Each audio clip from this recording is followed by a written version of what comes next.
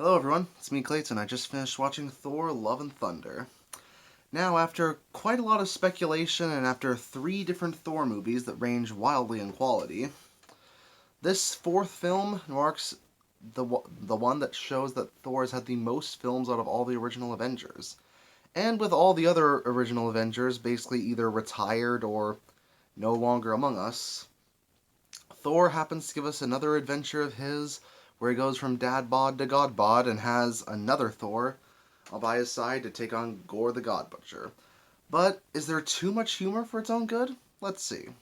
The story takes place when Gore the God Butcher, played by Christian Bale, ends up losing his daughter, and he decides to swear revenge against the gods by butchering every single one of them, which isn't good for our space Viking Thor, played once again by Chris Hemsworth, as while he is adventuring along with the Guardians of the Galaxy, he happens to find out about Gore's god-killing ways, and he figures out that he needs help.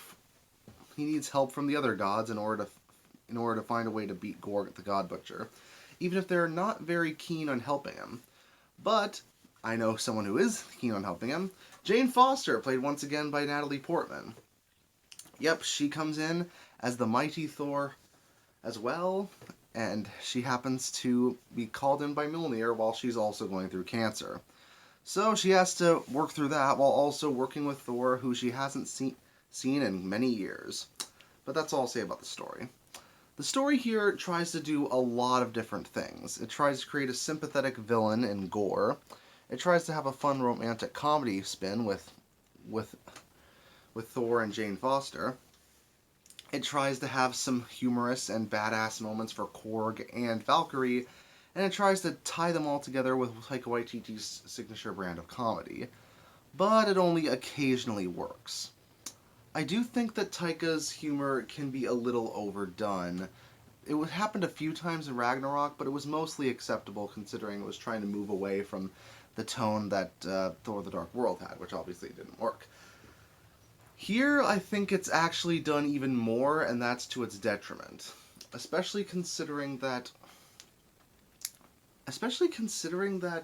the film happens to tease a more emotional story that we don't really get, and instead we get more jokes than ever before, more action than ever before, and more Guns N' Roses songs than ever before, which can be really entertaining. I just feel like the movie could have been so much more if it focused on some elements that it ultimately skimps out on.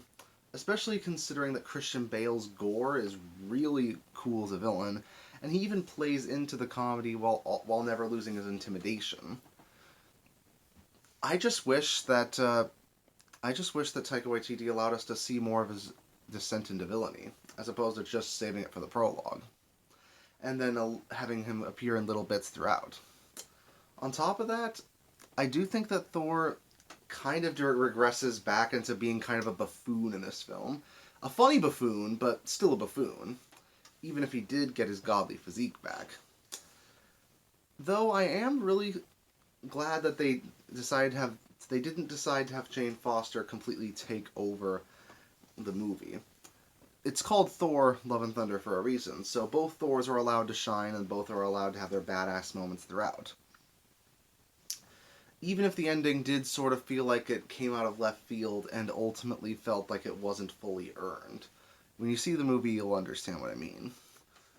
I don't think this is the worst out of the Thor movies, but I wouldn't consider it the best either. It still has some fun action scenes. Its post-credit scenes do hint on a few interesting things that could happen.